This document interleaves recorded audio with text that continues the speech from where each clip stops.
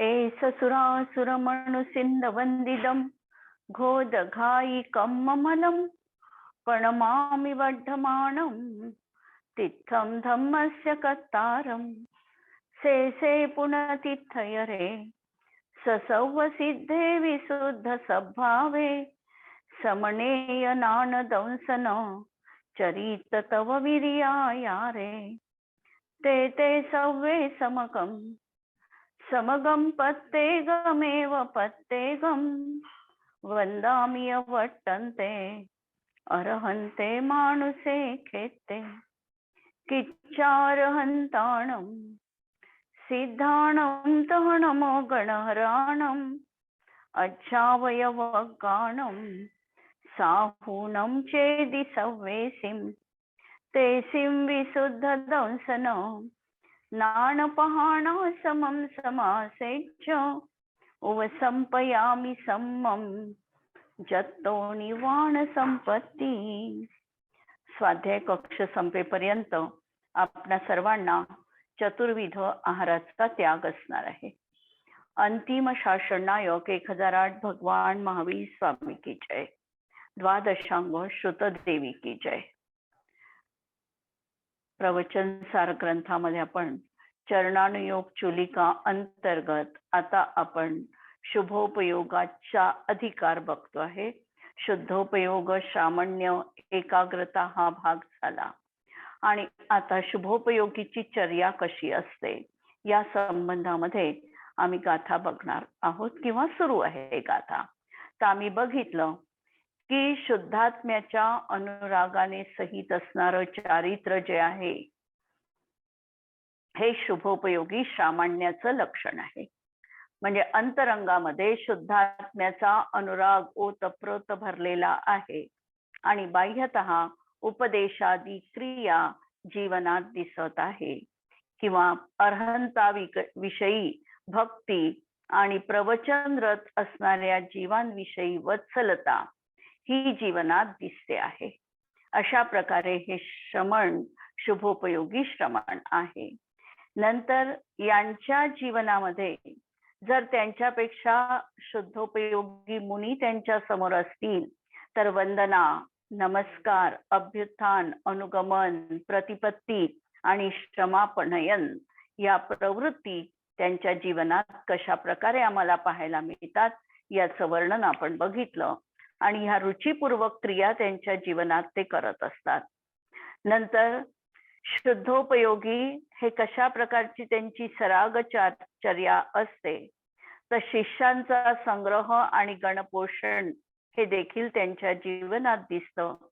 नंतर उपदेश देण्याचा भावही त्यांच्या जीवनात असतो आणि जिनेंद्राच्या पूजनाचा उपदेश देण्याची प्रवृत्ती ही त्यांच्या जीवनात दिसते. या गोष्टी त्यांच्यासाठी निंदित नाही कारण त्या आगम मान्य आहे. आचार्य जयसेनांनी या गाथेमध्ये एक प्रश्न उपस्थित केलेला आहे की शुभोपयोगी जीवांना सुद्धा क्वचित काळी भावनारूप असा शुद्धोपयोग दिसून येतो. शुभोपयोगी जे श्रमण आहे त्यांच्याही जीवनात आम्हाला कधी कधी शुद्धोपयोग पाहायला मिळतो आणि जे शुद्धोपयोगी श्रमण आहे त्यांच्याही जीवनात क्वचित काळी आम्हाला शुभोपयोगाची प्रवृत्ती दिसते. किंवा श्रावक असतील त्यांच्याही जीवनात सामायिकादी क्रिया करत असताना शुद्धात्म भावना दिसते. अशा वेळी शुभोपयोगी आणि शुद्धोपयोगी हे अंतर कसं काय करायचं किंवा कुणाला शुभोपयोगी म्हणायचं आणि कुणाला शुद्धोपयोगी म्हणायचं असा प्रश्न जेव्हा उपस्थित झाला तेव्हा त्याचं उत्तर आचार्यांनी अशा प्रकारचं दिलं की समजा एखादा आंब्याचं वन आहे आणि या आंब्याच्या वनामध्ये तुरळक निंबाची झाडं आहे. तर त्या वनामध्ये बाहुल्यानी आंब्याची झाडं असल्यामुळे त्याला आम्रवनच म्हटलं जातं. त्याला निंबाचं वन म्हटल्या जात नाही जरी निंबाची झाडं तिथं अस्तित्वात आहे तरी देखील.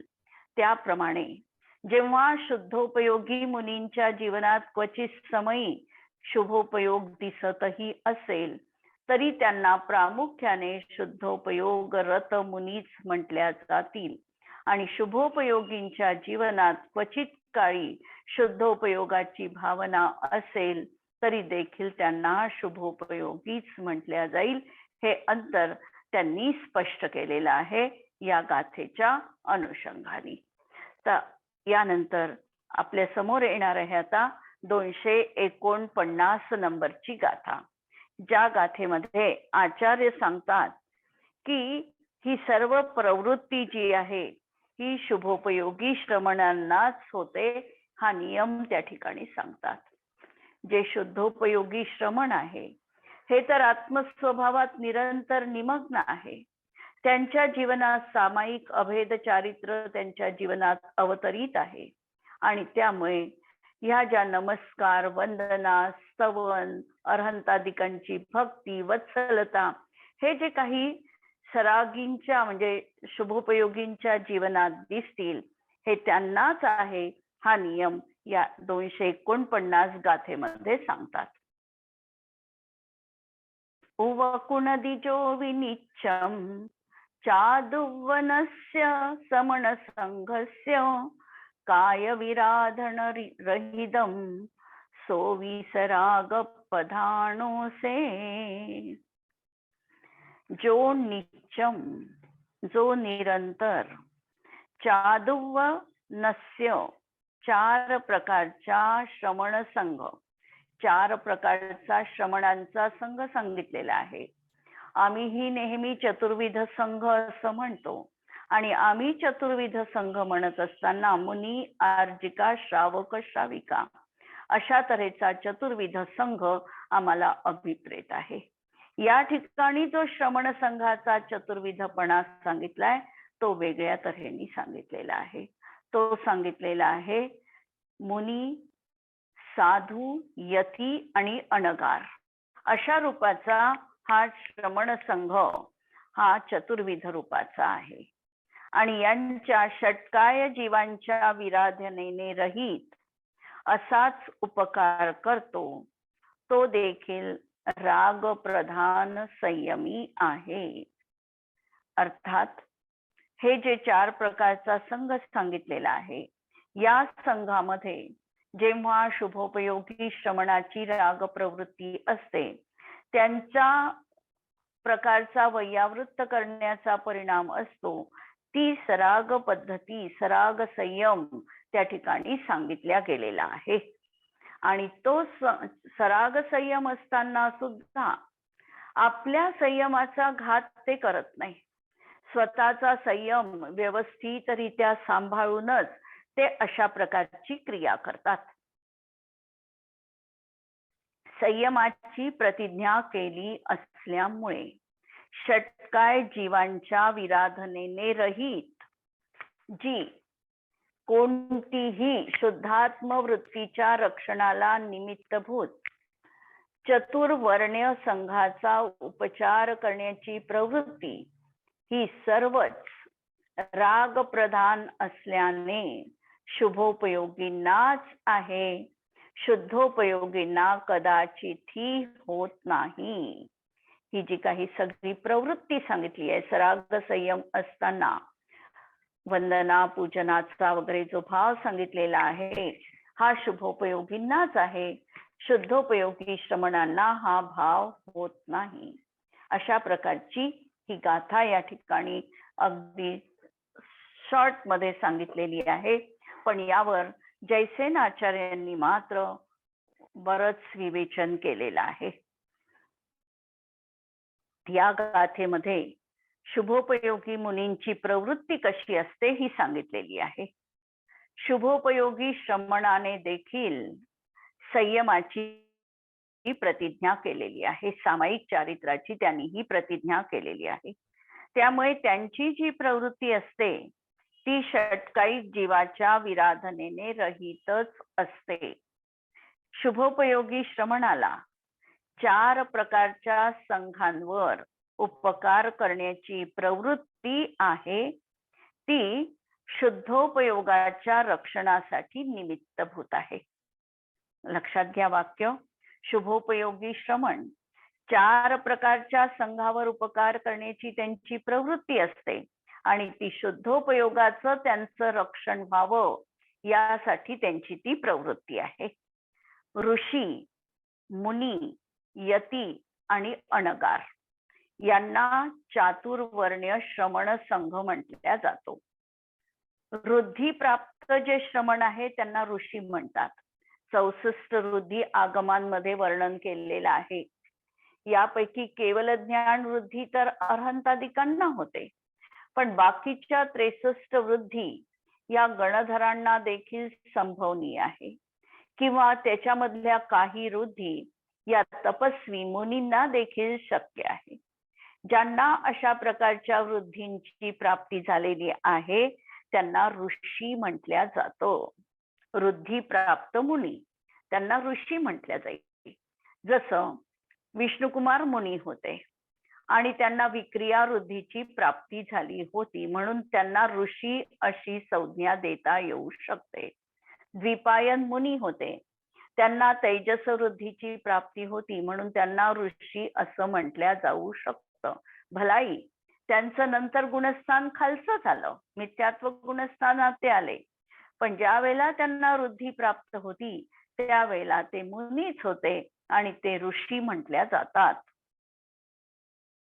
विशेष ज्ञानी, अवधी, मनपर्यय आणि केवल ज्ञानी श्रमण यांना मुनी म्हटल्या जातं. जसं गणधर आहे तर गणधरांना मनपर्यय ज्ञानाची प्राप्ती होते, किंवा तीर्थंकरांच्या जीवनामध्ये देखील त्यांनी दीक्षा घेतल्याबरोबर त्यांना मनपर्यय ज्ञानाची प्राप्ती होते. विशेष अवधी ज्ञानी मुनी असतील की मनपर्यय ज्ञानी मुनी असतील तर त्यांना मुनी अशा प्रकारचं संबोधल्या जातं. उपशम किंवा क्षपक श्रेणीवर आरोहण करणाऱ्या श्रमणांना यती अशी संज्ञा दिली जाते. यती मोक्ष मार्गासाठी ज्यांचा यत्न आता सुरू आहे असे उपशम श्रेणीवर आरोहण करणारे, म्हणजे 7 पासून पुढच्या गुणस्थांवरती उपशम श्रेणी आरोहण करणारे मुनी आणि श्रपक श्रेणीवर आरोहण करणारे मुनी त्यांना यती असं म्हटल्या जातं. सामान्य साधू जे आहे त्यांना अनगार, त्यांनी घर त्याग केलेला आहे म्हणून अनगार म्हटल्या जातो. अशा तऱ्हेचा हा चतुर्विध संघ आहे. आणि सरागचर्या ही शुद्धोपयोगींना कधीच नसते. आणि ऋषी देखील 4 प्रकारचे सांगितलेले आहे. जयसेनाचार्यांनी हा खुलासा केलेला आहे. ऋषी वृद्धी प्राप्त मुनी आणि त्यांचेही 4 प्रकार केलेले आहे. राजर्षी, ब्रह्मर्षी, देवर्षी आणि परमर्षी. यापैकी विक्रिया आणि अक्षीण वृद्धी प्राप्त साधू राजश्री म्हटल्या जातात. बुद्धी आणि औषधी वृद्धी सहित साधू हे ब्रह्मर्षी म्हटल्या जातात. आकाशगमन म्हणजे चारण वृद्धी संपन्न साधू त्यांना देवर्षी म्हटल्या जातात आणि जे केवल ज्ञानी आहे त्यांना परमर्षी असं म्हटल्या जाते. अशा तऱ्हेचा हा खुलासा आणि यांची निर्दोष रीतीने शुद्धात्म भावना राहावी म्हणून शुभोपयोगी यांच्या वैयावृत्ती करतात आणि ती त्यांना निंदनीय नाही ही गोष्ट या गाथेत स्पष्ट केलेली आहे. या गाथेचा प्रयोग शुद्धात्म तत्वाची भावना ठेवून शुद्धात्म तत्व साधक गुरु जनांची नित्य सेवा जीवनात करावी. स्वतःमध्ये मला शुद्धात्म्याची कधी प्राप्ती होईल ही भावना निरंतर ठेवून ज्यांनी शुद्धात्म तत्व प्राप्त केलेलं आहे अशा गुरूंची आराधना नित्य आम्हाला करायला सांगितलेली आहे. आणि यानंतर 250 नंबरची गाथा की समजा आता मुनींना वैयावृत्त करायचं आहे तर त्यांना स्वतःच्या संयमाची विराधना करून अशा जर प्रवृत्तीला ते करत असतील तर त्याचा सर्वत्र निषेध सांगितलेला आहे. अशी ही 250 नंबरची गाथा आता येते आहे. जदि कुणदिकाय खेदम वेज्जावच्चथमुज्जदो समनो न हवदी हवदी अगारी धम्मो जो सावयाणम से जदि कुणदी काय खेदम वेज्जावच्चथमुज्जदो समनो न हवदी हवदी अगारी धम्मो सो सावयाणम से. जदी जर वेज्जावच्छथम वैयावृत्ती करता उद्युक्त असणाऱ्या उच्छदो समणो उद्युक्त असणारे श्रमण यदी कायखेदम कुणदी षटकायिक जीवाची विराधना करत असेल, त्यांना पीडा होईल असं त्यांचं वैयावृत्ती असेल तर समणो न हवदी तो श्रमण म्हटल्या जाणार नाही. तो अगारी हवदी तो गृहस्थच असावा लागतो किंवा तो गृहस्थ म्हटल्या जाईल. म्हणजे भावना जर षटकायिक जीवाच्या निकायांची त्यांच्याकडून विराधना होत असेल तरी बाह्यतः द्रव्यलिंग धारण केलं असतानाही त्यांचं गुणस्थान पतित झालेलं आहे. त्यांचं गुणस्थान 5वं होऊ शकतं, 4थं होऊ शकतं, कदाचित पहिलं देखील होऊ शकतं. म्हणून स्वतःच्या संयमाची विराधना न होता जी त्यांना सहज शक्य आहे अशीच वैयावृत्ती त्यांच्या जीवनात करणीय आहे. स्वतःच्या संयमाचा त्याग करून दुसऱ्याच्या साठी प्रयत्न करणं, दुसऱ्याचा शुद्धात्म लाभ साधणं हे मुनींना उपयुक्त नाही. ते श्रावकोचित कर्म आहे आणि श्रावकोचित कर्म मुनींना न करणं श्रेयस्कर आहे अशी ही गाथा आहे.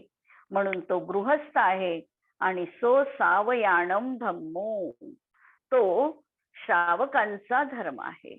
म्हणजे एखाद्या वेळेला एखाद्या मुनींना रोग असेल आणि त्यासाठी वनस्पती गोळा करून आणायच्या असतील आणि त्याचा औषधोपचार करायचा असेल तर यामध्ये मुनी जर ते कार्य करतील तर संयमाची त्यांच्या स्वतःची विराधना आहे, म्हणून ते कार्य त्यांना करणं योग्य नाही. ते कार्य श्रावकांनी करायला हवं, कारण श्रावकांना तशा प्रकारचा षटनिकाय जीवांचा विराधनेचा त्याग नाही. त्यांना फक्त त्रसकायिक जीवाच्या हिंसेचा त्याग आहे. स्थावरकायिक जीवाच्या हिंसेची विराधना त्यांच्याकडून आरंभ करताना उद्यमी हिंसा या सगळ्या गोष्टींमध्ये होतच आहे. आणि जर ते मुनी सेवेसाठी वैयावृत्तसाठी तशा प्रकारचा परिणाम करतील आणि तशा प्रकारची औषधी युक्त वनस्पती पानं वगैरे ग्रहण करतील तर त्याच्यामध्ये त्यांना बहुलतेने हिंसेचा दोष लागत नाही, कारण त्यांची भूमिका वेगळ्या तऱ्हेची आहे. त्यांनी त्याग केलेला नाही आणि म्हणून श्रमणांसाठी त्यांनाही अशा प्रकारचं तयार करणं, औषध वगैरे किंवा वैयावृत्ती करणं त्यांच्यासाठी गैर नाही. पण ते कार्य जर मुनींनी म्हटलं की मी करेल तर मुनींसाठी मात्र संयमाची विराधना झाली असल्या कारणाने तसं कार्य करणं त्यांना युक्तियुक्त नाही. ही गोष्ट या गाथेत सांगितलेली आहे. जे मुनी इतरांच्या शुद्धात्म परिणतीच्या रक्षणाला निमित्तभूत होईल या अभिप्रायाने वैयावृत्त प्रवृत्ती करून आपल्या संयमाची विराधना करतात ते मुनी गृहस्थ धर्मात प्रवेश करत असल्यामुळे श्रामण्यापासून च्युत होतात. त्यांचं बाह्यतः द्रव्यलिंग कायम असेल पण अंतरंग परिणामांमध्ये मात्र आता संज्वलनच्या ऐवजी अप्रत्याख्यानावरणाचा उदय आहे. आणि तशा प्रकारचा उदय असताना त्यांचं त्या ठिकाणी खऱ्या अर्थाने श्रामण्य पद राहत नाही. त्यांचं गुणस्थान बदललेलं आहे. त्यांचं गुणस्थान 5वं झालेलं आहे आणि कदाचित त्याही पेक्षा जर त्यांना आणखी खालची भूमिका तर कदाचित प्रत्याख्यानाचा अप्रत्याख्यानाचा उदय जर आला तर त्यांचं 4थंही गुणस्थान त्या ठिकाणी संभवनीय आहे. म्हणून ती प्रवृत्ती त्यांच्यासाठी योग्य सांगितलेली नाही. ती सर्वथा संयमाला विरोध येणार नाही अशा प्रकारेच करावी, कारण प्रवृत्तीमध्येही संयमच साध्य आहे. जे मुनी षटकाय जीवांची विराधना करून वैयावृत्तादी करतात, म्हणजे विराधना करतात म्हणजे एकेंद्रिय काही जीवांची काहीतरी, आता समजा अग्नीमध्ये गरम करायचं औषध आहे, काय असेल ते, तशा प्रकारचं जर ते विराधना करून वैयावृत्ती करतील श्रमण, तर ते मुनिपदापासून भ्रष्ट होऊन गृहस्थ होतात. म्हणून मुनींनी वैयावृत्त वगैरे असे करावे की ज्यामुळे षटकाय जीवांची हिंसा आणि त्यांच्या संयमाचा घात होणार नाही. म्हणजे या गाथेमध्ये संयम विरोधी प्रवृत्तीचा निषेध केला आहे. जे मुनी इतर मुनींच्या शुद्धात्म परिणतीचे रक्षण करण्याच्या हेतूने वैयावृत्त करून आपल्या संयमाची विराधना करतील, तर त्यांचं श्रामण्य राहणार नाही, कारण त्यांचा गृहस्थ धर्मात प्रवेश झाला. मुनींनी वैयावृत्त असं करावं की ज्यामुळे षटकाय जीवांची विराधना होणार नाही. मुनींच्या कुठल्याही कार्यात संयमाची रंचमात्र देखील विराधना नसावी आणि वैयावृत्तादी करण्यामध्ये सुद्धा श्रमणांना संयम हेच त्यांचं साध्य आहे. म्हणून या गाथेचा प्रयोग कोणतीही प्रवृत्ती अशा प्रकारे करा की जीव हिंसा होणार नाही. पण या बाबतीत श्रावकांनीही ठरवलं की मला ही एकेंद्रिय जीवाची हिंसा करायची नाही, तर त्यांना आहारदानही शक्य होणार नाही, त्यांना मुनींचं औषध पाणी करणं देखील शक्य नाही. म्हणून श्रावकोचित कार्यामध्ये ही घटना आहे की त्यांना अशा प्रकारे स्थावर काही जीवाच्या हिंसेची विराधना त्यांच्याकडून होतेच होते. स्वतःच्याही आरंभासाठी त्यांना ती विराधना करावी लागते. स्वतःसाठी करत असताना त्या ठिकाणी जास्त हिंसेचे भागीदारी ते बनतात आणि मुनींसाठी तीच क्रिया करत असताना त्यांना कमी हिंसा लागते. लक्षात घ्या फरक. श्रावक आपल्यासाठी जेवण करतो, याच्यामध्ये त्याची हिंसा बहुलतेनी आहे, आणि तोच जर श्रावक मुनींसाठी आहारदानाच्या तयारीने स्वयंपाक करत असेल तर त्याला कमी हिंसा आहे. आपल्यासाठी औषध तयार करत असताना त्याला जास्त हिंसा आहे. तीच क्रिया जेव्हा शुद्धात्म रक्षणासाठी मुनींसाठी केली जाते त्याच्यामध्ये त्याची हिंसा ही अत्यल्प प्रमाणामध्ये आहे. असा हा नेहमी आम्हाला अनेकांतपणा लावून घ्यावा लागतो. आणि यानंतर येणार आहे 251 नंबरची गाथा की ज्याच्यामध्ये हा प्रवृत्तीचा विषय विभाग अनेकांतपूर्वक त्या ठिकाणी घटित केलेला आहे. शुभोपयोगी श्रमणाने उपकार कुणावर करायचा आणि कोणत्या पद्धतीने करायचा हे नय विभागाने समजणं गरजेचं आहे. जो शुद्धोपयोगी श्रमण आहे त्यांनी फक्त जे शुद्धात्म साधक आहे आणि साधर्मी आहे त्यांच्यासाठी त्यांनी अशा प्रकारचा उपकार करायला हरकत नाही, आणि तोही निरपेक्ष वृत्तीने. कोणत्याही तऱ्हेचा पूजा, ख्याती, लाभ हा विकल्प अंतरंगात न ठेवता हा भाव त्यांच्या जीवनात ठेवायचा आहे. अत्यंत महत्वपूर्ण अशी ही 251वी गाथा आता आपल्या समोर येते आहे.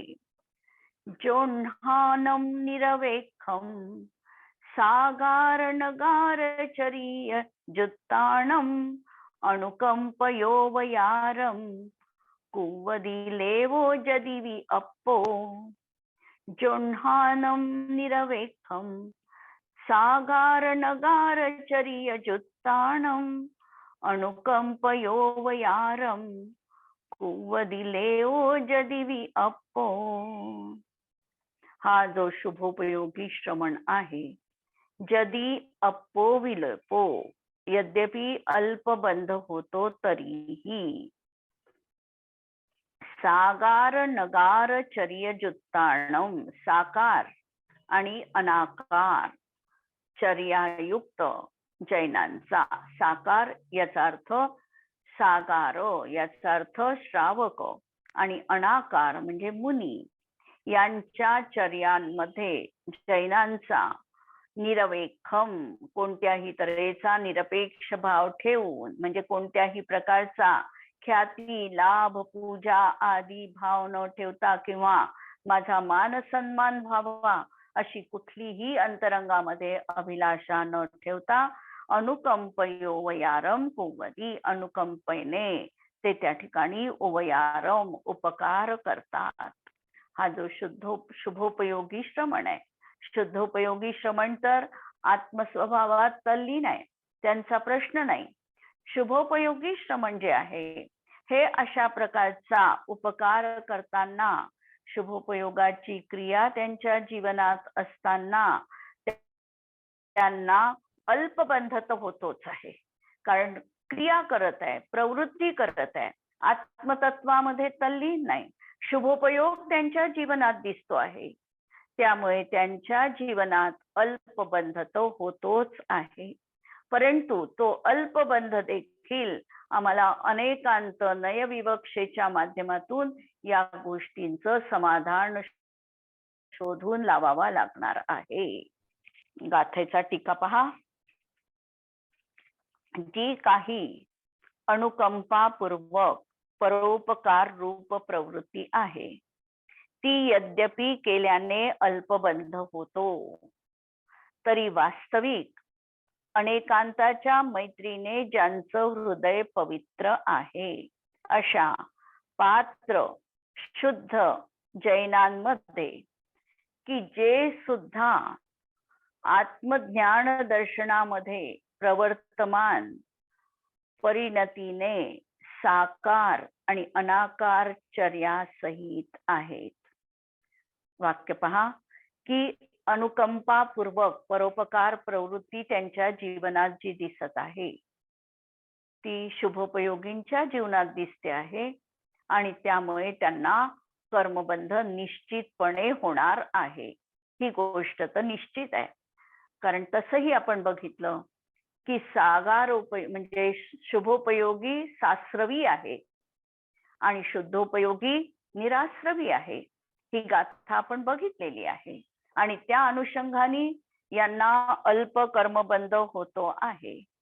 तरी वास्तविक अनेकांताच्या मैत्रीने ज्यांचं हृदय पवित्र आहे, ज्यांनी आपल्या जीवनामध्ये अनेकांतपणा साधलेला आहे, कुठे काय कुणासाठी कसं करणं योग्य आहे, समोरची व्यक्ती कोण आहे, ती पात्र आहे अपात्र आहे, या सगळ्यांना समजून घेऊन अनेकांताच्या माध्यमातून त्यांनी कुणाचा उपकार करावा हे निश्चितपणे मर्यादायुक्त ठरवलेलं आहे. म्हणून सागार म्हणजे श्रावक असतील त्यांचाही ते उपकार करतील, आणि अनाकार श्रमण असतील त्यांचाही ते उपकार करतील. पण कंडिशन ही ठेवली की ते सुद्धा आत्मदर्शनामध्ये प्रवर्तमान परिणतीने युक्त पाहिजे. ते देखील श्रावक असेल किंवा मुनी असेल तरी देखील त्यांच्या परिणतीमध्ये एक आत्मतत्वच असं प्रवर्तमान असेल. आत्मतत्व शुद्धोपयोगाची भावना त्यांच्या जीवनात निरंतर विद्यमान असेल. शुद्धोपयोगी साक्षात आहे आणि हे दुसरे शुद्धोपयोगाचे साधक आहे. म्हणून शुद्धोपयोगाचं साधक आणि शुद्धोपयोग साक्षात असणाऱ्या अशांच्या ज्यांच्या चर्या आहे त्या जैनांबाबत शुद्धात्म उपलंभा व्यतिरिक्त अन्य कशाचीही सुद्धा अपेक्षा न करता केली गेली तर ती प्रतिषेध्य नाही.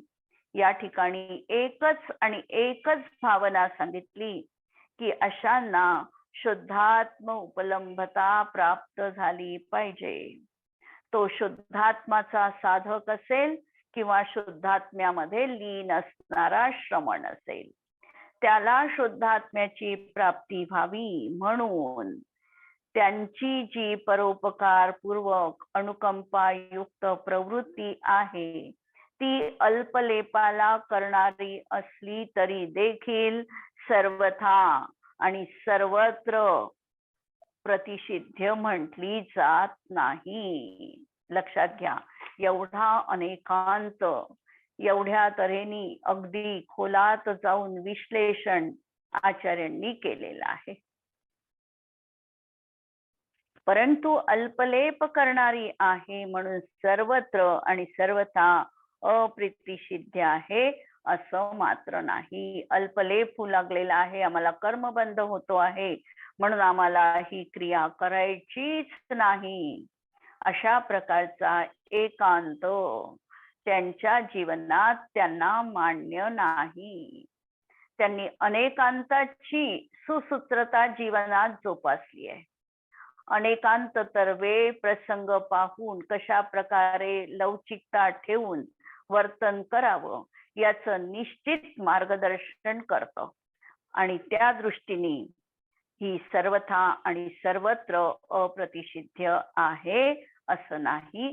म्हणजे ही सर्वथा अल्पलेप करणारी आहे म्हणून तिचा प्रतिषेधच केला पाहिजे असं मात्र कदापिही आचार्य म्हणत नाही.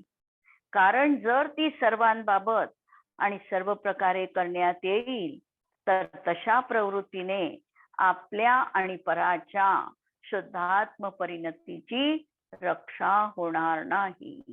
जर त्याचा निरंतर आम्ही प्रतिषेधच केला तर, किंवा श्रमणांनी मला उपयोग प्रवृत्ती नकोच म्हणून त्याचा जर सर्वथा निषेधच केला तर मात्र स्वतःचीही त्यांनी हानी करून घेतली आणि समोरच्याच्या शुद्धात्म्यामध्ये ते सहाय्यक बनले नाही म्हणून त्यांचीही त्यांनी हानी केली.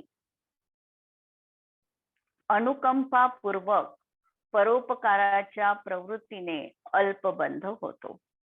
तरी ती श्रमणाला जर ती चर्या शुद्धात्म परिणती असणाऱ्या शुद्ध जैनांसंबंधी असेल तर, पहिली कंडिशन ठेवली, ती चर्या शुद्धात्म परिणती असलेल्या अशा शुद्ध साधकाबद्दल असेल तर, आणि जर ती मात्र शुद्धात्म लाभाच्या अपेक्षेने केली असेल तर, आणि अंतरंगामध्ये शुद्धात्म लाभ व्हावा एवढाच एक केवळ सदिच्छा आहे, दुसऱ्या कुठल्याही तऱ्हेची लौकिक अभिलाषा जीवनात नाही, म्हणून ती केली असेल तरच निषेधार्ह नाही, परंतु सर्वत्र आणि सर्वथा केव्हाही करावी असा मात्र याचा अर्थही नाही. जर ती शुद्धात्म परिणती नसणाऱ्या मिथ्या दृष्टी आणि अजैनांसंबंधी असेल आणि ती शुद्धात्म लाभ सोडून अन्य प्रयोजनाने असेल तर त्या प्रवृत्तीचा निषेधच आहे आणि ती शुभोपयोगी श्रमणालाही मुळीच योग्य नाही. कारण त्यामुळे स्वतःच्या आणि पराच्या शुद्धात्म परिणतीची रक्षा होत नाही. अनेकांताचं सर्वत्र कशा प्रकारे आम्ही अवलंबन घ्यावं याची वस्तुपाठ देणारी ही गाथा आहे. जर आम्ही एकांताने असं म्हटलं की वैयावृत्त श्रमणाला करणं योग्यच नाही, युक्तिसंगतच नाही, त्यांनी आपली आत्मसाधना सांभाळावी, कशाला त्यांनी शास्त्र लेखन करावं, कशाला त्यांनी शुभोपयोगाचा उपदेश द्यावा, कशाला वैयावृत्ती करावी, असा जर आम्ही एकांताने तिथे निष्कर्ष करत असू तर अनेकांत तत्वामध्ये हे सांगितलेलं आहे की कशा प्रकारे त्यांनी वर्तन करावं. शुद्धात्म लाभ त्यांचा साधण्यासाठी आणि शुद्धात्म लाभाच्याच केवळ इच्छेने या गोष्टी त्यांना करणं निषेधार्ह मानलेलं नाही. ही भूमिका आम्हाला देखील नीट समजून घ्यावी लागणार आहे. उद्याच्या याच्यावर चर्चा पाहू आणि पुढे जाऊ. जिनवाणी के ज्ञान ते सूझे लोकालोक, सो जिनवाणी मस्तक नमून सदा देत हो घोक. नमो अरिहंताणम नमो सिद्धाणम नमो आयर्याणम नमो उवज्झायाणम नमो लोये सवसाहुणम. सर्वांना जय जिनेंद्र.